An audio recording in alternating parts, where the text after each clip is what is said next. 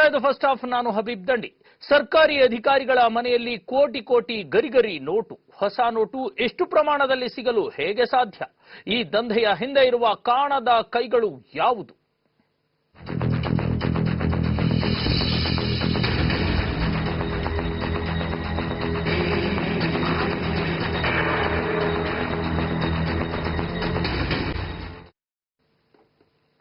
ಚಿಕ್ಕರಾಯಪ್ಪ dismiss ಆಗ್ತಾರಾ? ಈ ಪ್ರಶ್ನೆ ಈಗ ಎದ್ದು ನಿಂತಿದೆ. ಕೋಟಿ ಕೋಟಿ ಕೂಡಿ ಹಾಕಿಕೊಂಡಿದ್ದ ಭ್ರಷ್ಟ ಅಧಿಕಾರಿ ಚಿಕ್ಕರಾಯಪ್ಪ ಡಿಸ್ಮಿಸ್ ಆಗ್ತಾರಾ ಅನ್ನುವಂಥ ಪ್ರಶ್ನೆ ಈಗ ಎದ್ದಿದೆ. ಆಪ್ತ ಚಿಕ್ಕರಾಯಪ್ಪ ವಿರುದ್ಧ ಸೂಕ್ತ ಕ್ರಮ ಕೈಗೊಳ್ತಾರಾ ಮುಖ್ಯಮಂತ್ರಿ ಸಿದ್ದರಾಮಯ್ಯ ಅನ್ನುವಂಥ ಪ್ರಶ್ನೆಗೆ ಉತ್ತರ ಸಿಗಬೇಕಿದೆ. ಕೋಟಿ ಕೋಟಿ ಹೊಸ ನೋಟು ಸಿಕ್ಕ ಪ್ರಕರಣ ಸಿಬಿಐಗೆ ಹೋಗುತ್ತಾ? ಉಭಯ ಸದನಗಳಲ್ಲೂ ಕೂಡ ಸಿಬಿಐ ತನಿಖೆಗೆ ಈಗ ತೀವ್ರ ಒತ್ತಾಯ ಮಾಡಲಾಗ್ತಾ ಇದೆ. ಹೊಸ ಸಂಕಷ್ಟಕ್ಕೆ ಈಗ ಮುಖ್ಯಮಂತ್ರಿ ಸಿದ್ದರಾಮಯ್ಯ ಸಿಲುಕಿ ಹಾಕಿಕೊಂಡಿರ್ತಕ್ಕಂಥದ್ದು. ತಮ್ಮ ಆಪ್ತರು ಆಗಿರ್ತಕ್ಕಂಥ ಚಿಕ್ಕರಾಯಪ್ಪನವರನ್ನ ಡಿಸ್ಮಿಸ್ ಮಾಡಲಾಗುತ್ತಾ? ಈ ಒಂದು ಪ್ರಕರಣವನ್ನ ಸಿಬಿಐಗೆ ವಹಿಸಲಾಗುತ್ತಾ ಅನ್ನುವಂಥ ಪ್ರಶ್ನೆಗಳು ಎದ್ದು ನಿಂತಿದೆ. ಈ ಕುರಿತಂತೆ ವಿಧಾನ ಪರಿಷತ್ ಮತ್ತು ವಿಧಾನಸಭೆ ಉಭಯ ಸದನಗಳಲ್ಲೂ ಕೂಡ ಕಾವೇರಿದ ಚರ್ಚೆ ನಡೀತಾ ಇದೆ.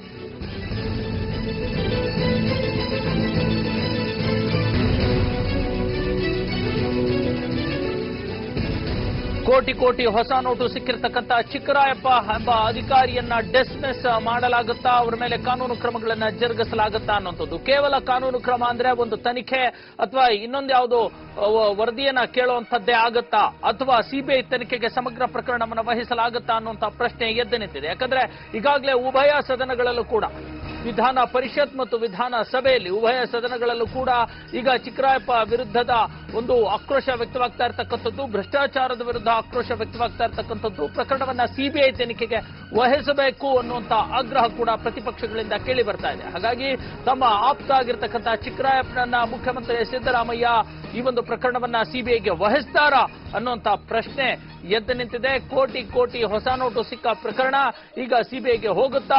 ಉಭಯ ಸದನಗಳಲ್ಲೂ ಈ ಕುರಿತಂತ ಒತ್ತಾಯ ವ್ಯಕ್ತವಾಗ್ತಾ ಇದೆ.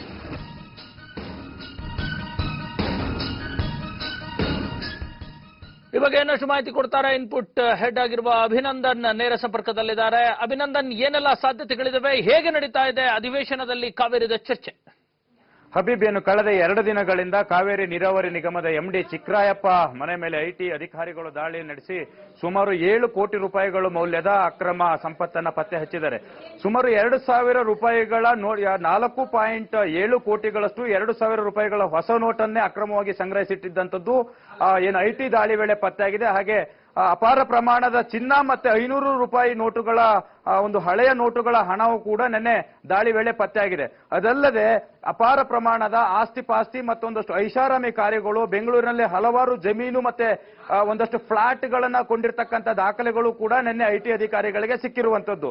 ಈ ಹಿನ್ನೆಲೆಯಲ್ಲಿ ಕಳೆದ 2 ದಿನಗಳಿಂದ ಸತತವಾಗಿ ನಿನ್ನೆ ಮೊನ್ನೆ ಮತ್ತೆ ಇವತ್ತೂ ಕೂಡ ಚಿಕ್ಕರಾಯಪ್ಪ ಮನೆ ಮೇಲೆ ಐಟಿ ಅಧಿಕಾರಿಗಳ ದಾಳಿ ಮುಂದುವರೆದಿದ್ದು ಶೋಧ ಕಾರ್ಯ ಮುಂದುವರಿತಿದೆ. ಇನ್ನಷ್ಟು ಹೆಚ್ಚಿನ ಏನಾದರೂ ಆಸ್ತಿ ಅಥವಾ ಬೇರೆ ಹಣದ ಮೂಲಗಳು ಇರಬಹುದಾ ಅಂತಕ್ಕಂಥದ್ದನ್ನ ಐಟಿ ಅಧಿಕಾರಿಗಳು ಪರಿಶೀಲನೆ ನಡೆಸ್ತಾ ಇದ್ದಾರೆ.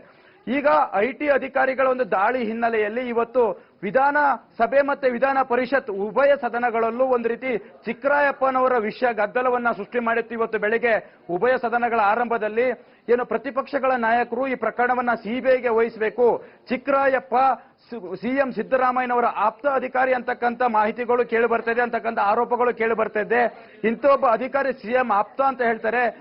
ಸಿಎಂ ಸಿದ್ದರಾಮಯ್ಯನವರು ನಮ್ದು ಪಾರದರ್ಶಕ ಆಡಳಿತ ಅಂತ ಹೇಳ್ಕೊಂಡು ಬರ್ತಾರೆ. ಆದ್ರೆ ಸಿಎಂ ಆಪ್ತ ಅಂತ ಗುರುತಿಸಿಕೊಂಡಿರ್ತಕ್ಕಂಥ ಒಬ್ಬ ಅಧಿಕಾರಿಯ ಮನೆಯಲ್ಲಿ ಅಕ್ರಮವಾಗಿ ಇವತ್ತೊಬ್ಬ ಮಾಮೂಲಿ ಸಾರ್ವಜನಿಕನಿಗೆ ದಿನಕ್ಕೆ 2,000 ರೂಪಾಯಿಗಳನ್ನ ತೆಗಿಲಿಕ್ಕೆ ಕಷ್ಟ ಇರುವಾಗ ಕೇವಲ 22 ದಿನಗಳಲ್ಲಿ 4.7 ಕೋಟಿಗಳ ರೂಪಾಯಿಗಳಷ್ಟು ಹೊಸ 2,000 ರೂಪಾಯಿ ನೋಟುಗಳನ್ನ ಸಂಗ್ರಹಿಸಿದ್ದಾದ್ರೂ ಹೇಗೆ?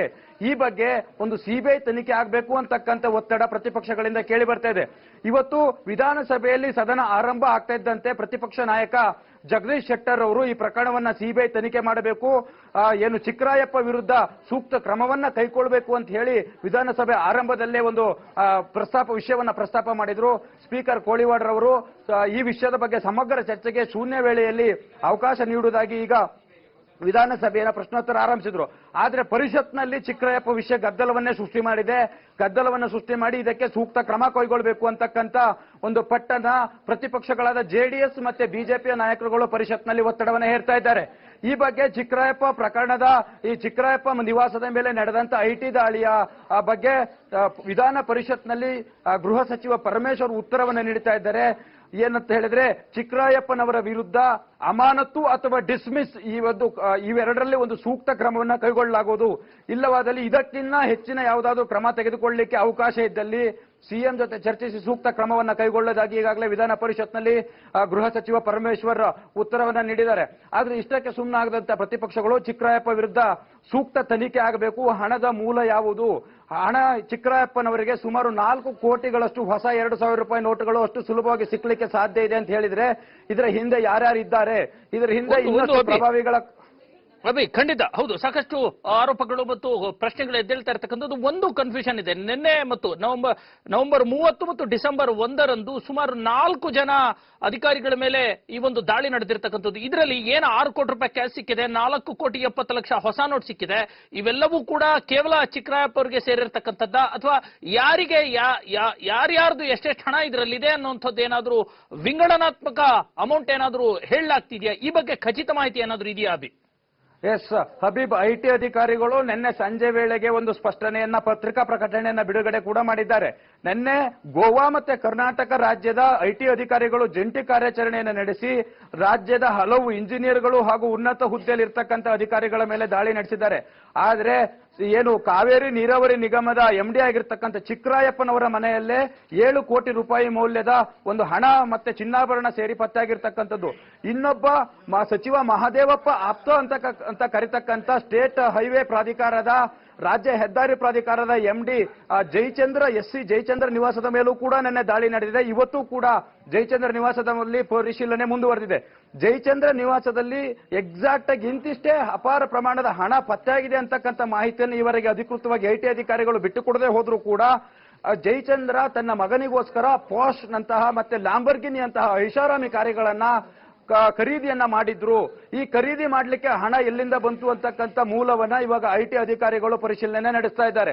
ಚಿಕ್ಕರಾಯಪ್ಪ, ನೀವು ಕೇಳಿದಂತೆ ಚಿಕ್ಕರಾಯಪ್ಪ ಪ್ರಕರಣದಲ್ಲೇ ಸುಮಾರು 4 ಕೋಟಿ ರೂಪಾಯಿಗಳ ಹೊಸ ನೋಟನ್ನ ಚಿಕ್ಕರಾಯಪ್ಪ ಮನೆಯಲ್ಲಿ ಪತ್ತೆಯಾಗಿದೆ. ಅದನ್ನೂ ಸೇರಿದಂತೆ ಐಷಾರಾಮಿ ಕಾರುಗಳು, ಹಳೆ ನೋಟುಗಳು, ಚಿನ್ನದ ಗಟ್ಟಿ, ಮತ್ತೊಂದಷ್ಟು ಜಮೀನಿಗೆ ಸಂಬಂಧಿಸಿದ ದಾಖಲೆಗಳನ್ನ ಒಟ್ಟುಗೂಡಿಸಿ ಸುಮಾರು 7 ಕೋಟಿ ರೂಪಾಯಿಗಳಷ್ಟು ಅಕ್ರಮ ಸಂಪತ್ತು ಐಟಿ ದಾಳಿ ವೇಳೆ ಚಿಕ್ಕರಾಯಪ್ಪ ಮನೆಯಲ್ಲಿ ಪತ್ತೆಯಾಗಿರೋದು. Habib, okay Abhinandan, thank you ನಿಮ್ಮೆಲ್ಲ ಮಾಹಿತಿಗೆ. ಉಭಯ ಸದನಗಳಲ್ಲೂ ಕೂಡ ಐಟಿ ರೇಡ್ನದ್ದೇ ಚರ್ಚೆ ನಡೀತಾ ಇದೆ. ರೇಡ್ ವಿಚಾರ ಈಗಾಗಲೇ ಸದನಗಳಲ್ಲಿ ಪ್ರಸ್ತಾಪವಾಗಿರ್ತಕ್ಕಂಥದ್ದು. ಚರ್ಚೆಗೆ ಅವಕಾಶ ನೀಡುವಂತೆ ಪ್ರತಿಪಕ್ಷಗಳು ಪಟ್ಟನ್ನ ಹಿಡಿದಿದ್ದಾವೆ. ಶೂನ್ಯ ವೇಳೆಯಲ್ಲಿ ಅವಕಾಶ ನೀಡುವುದಾಗಿ ಸ್ಪೀಕರ್ ಕೋಳಿವಾಡ ಹೇಳಿಕೆ ಕಡೆಯನ್ನು ಕೊಟ್ಟಿರ್ತಕ್ಕಂಥದ್ದು. ಪರಿಷತ್ ಕಲಾಪದಲ್ಲಿ ಐಟಿ ದಾಳಿ ಬಗ್ಗೆ ಈಗಾಗಲೇ ಮತ್ತೆ ಚರ್ಚೆ ಮುಂದುವರೆದಿದೆ. ಅಧಿಕಾರಿಗಳ ವಿರುದ್ಧ ಅಮಾನತು ಅಥವಾ ಇನ್ನಾವುದೇ ಸೂಕ್ತ ಕ್ರಮವನ್ನ ಜರುಗಿಸಲಾಗುತ್ತೆ ಅನ್ನುವಂಥ ಮಾತನ್ನ ಗೃಹ ಸಚಿವ ಪರಮೇಶ್ವರ್ ಪರಿಷತ್ನಲ್ಲಿ ಸ್ಪಷ್ಟನೆಯನ್ನ ಕೊಟ್ಟಿದ್ದಾರೆ. ಈಗಾಗಲೇ ಉಭಯ ಸದನಗಳಲ್ಲೂ ವಿಧಾನ ಪರಿಷತ್ ಮತ್ತು ವಿಧಾನಸಭೆ ಉಭಯ ಸದನಗಳಲ್ಲೂ ಕೂಡ ಈ ಒಂದು ಐಟಿ ರೇಡ್ನದ್ದೇ ಚರ್ಚೆ ಕಾವೇರಿದೆ. ಅದರಲ್ಲೂ ಕೂಡ ಮುಖ್ಯಮಂತ್ರಿಗಳಿಗೆ ಪರಮಾಪ್ತರಾಗಿರ್ತಕ್ಕಂಥ ಸಚಿವ ಎಚ್ ಮಹದೇವಪ್ಪನವರಿಗೆ ಪರಮಾಪ್ತರಾಗಿರ್ತಕ್ಕಂಥ ಚಿಕ್ಕರಾಯಪ್ಪ ಮತ್ತು ಜಯಚಂದ್ರ ಅವರ ಮೇಲೆ ನಡೆದಿರ್ತಕ್ಕಂಥ ಐಟಿ ರೇಡ್ಗೆ ಸ್ಪಷ್ಟನೆ ಕೋರಿ ಪ್ರತಿಪಕ್ಷಗಳು ತಮ್ಮ ತೀವ್ರ ವಾಗ್ದಾಳಿಯನ್ನ ನಡೆಸ್ತಾ ಇರತಕ್ಕಂಥದ್ದು. ಭ್ರಷ್ಟಾಚಾರದ ವಿರುದ್ಧ ಹೋರಾಟ ಮಾಡ್ತೀವಿ ಅಂತ ಹೇಳುವಂತ ಸರ್ಕಾರ ಅಂತ ಭ್ರಷ್ಟ ಅಧಿಕಾರಿಗಳನ್ನೇ ಇಟ್ಕೊಂಡಿದೆ ಅನ್ನುವಂಥ ಮಾತನ್ನ ಹೇಳಿದ್ದಾರೆ. ಜೊತೆಗೆ ಜಗದೀಶ್ ಶೆಟ್ಟರ್ ಅವರು ಕೂಡ ಒಂದು ಮಾತನ್ನ ಹೇಳಿದ್ರು. ಯಕಶ್ಚಿತ್ ಒಬ್ಬ ಎಇ ಅಸಿಸ್ಟೆಂಟ್ ಇಂಜಿನಿಯರ್ ಆಗಿರ್ತಕ್ಕಂಥ ಒಂದು ನಿಗಮಕ್ಕೆ ಎಂಡಿ ಆಗಿ ನೀವು ನೇಮಕ ಮಾಡಿದ್ದೀರಾ, ಇದು ಎಷ್ಟು ಮಟ್ಟಿಗೆ ಸರಿ, ಭ್ರಷ್ಟಾಚಾರ ಮಾಡ್ಲಿಕ್ಕೇನೆ ಮಾಡಿದ್ದೀರಾ ಅನ್ನೋ ಪ್ರಶ್ನೆಯನ್ನು ಕೂಡ ಜಗದೀಶ್ ಶೆಟ್ಟರ್ ಮಾಡಿದ್ದಾರೆ.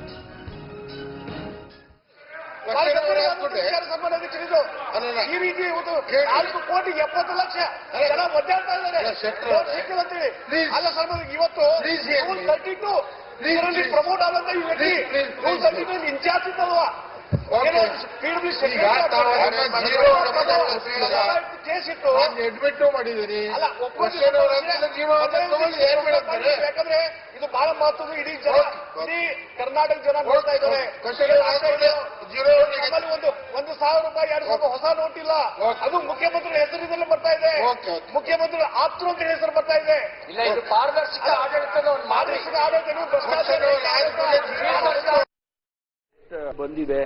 ಇದೆಲ್ಲ ನಾನು ಚೀಫ್ ಸೆಕ್ರೆಟರಿ ಅವರ ಜೊತೆ ಮಾತನಾಡಿ, ಚೀಫ್ ಸೆಕ್ರೆಟರಿ ಅವರಿಗೆ ಸೂಚನೆ ಕೊಡಿ, ಮುಖ್ಯಮಂತ್ರಿಗಳ ಜೊತೆ ಮಾತನಾಡಿ ಏನ್ ಕ್ರಮ ತಗೊಳ್ಬೇಕು, ಇವ್ರ ವಿರುದ್ಧ ಸಸ್ಪೆನ್ಷನ್ ಮಾಡಬೇಕು, ಡಿಸ್ಮಿಸ್ ಮಾಡಬೇಕು, ಮತ್ತೊಂದು ಮಾಡಬೇಕು, ಅದನ್ನ ನಾವು we will immediately initiate action ಮಾನ್ಯ ಸಭಾಪತಿಗಳು.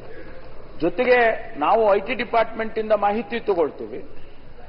ಸ್ಪಷ್ಟವಾದ ಮಾಹಿತಿ ತಂದ ತಕ್ಷಣ ನಾವು ಅದಕ್ಕೇನು ಕ್ರಮ ತಗೋಬೇಕು ತಗೊಳ್ತೀವಿ. ಎರಡನೇದು ಬ್ಯಾಂಕಿನ ವ್ಯವಹಾರ ಏನಿದೆ ಅದನ್ನ ನಾವು ಮಾಡಕ್ ಬರೋದಿಲ್ಲ. ಬ್ಯಾಂಕಿನ ವ್ಯವಹಾರ ಇನ್ಕಮ್ ಟ್ಯಾಕ್ಸ್ ಡಿಪಾರ್ಟ್ಮೆಂಟ್ನವ್ರು ಮಾಡ್ತಾರೆ, ಅದನ್ನ ಅವ್ರು ಮಾಡ್ಲಿ. ಆದ್ರೆ ನಮಗೇನಾಗಿದೆ, ನಮ್ಮ ಪರಿಮಿತಿಯಲ್ಲಿ ನಾವೇನ್ ಕ್ರಮ ತಗೊಳ್ಬೇಕೋ ಕಠಿಣವಾದ ಕ್ರಮ ತಗೊಳ್ತೀವಿ. ಅವರನ್ನ ಸಸ್ಪೆಂಡ್ ಮಾಡೋದಿರ್ಬೋದು. You are government. ಪತ್ರಿಕೆಯಲ್ಲಿ ಬಂದ ಈಗ ಸಸ್ಪೆನ್ಷನ್ ನೀವು ಮಾಡಿ ಜನರಿಗೆ ಒಳ್ಳೆ ಅದನ್ನೇ ಹೇಳ್ತಾ ಇಲ್ಲ ಮಾನ್ಯ ಸಭಾಪತಿಗಳೇ. ಯಾಕೆ ಕೇಳಬೇಕು? ಫಸ್ಟ್ ಆಫ್ ಮುಂದುವರಿತಾ ಪುಟ್ಟ ಬ್ರೇಕ್ ಆದ್ಮೇಲೆ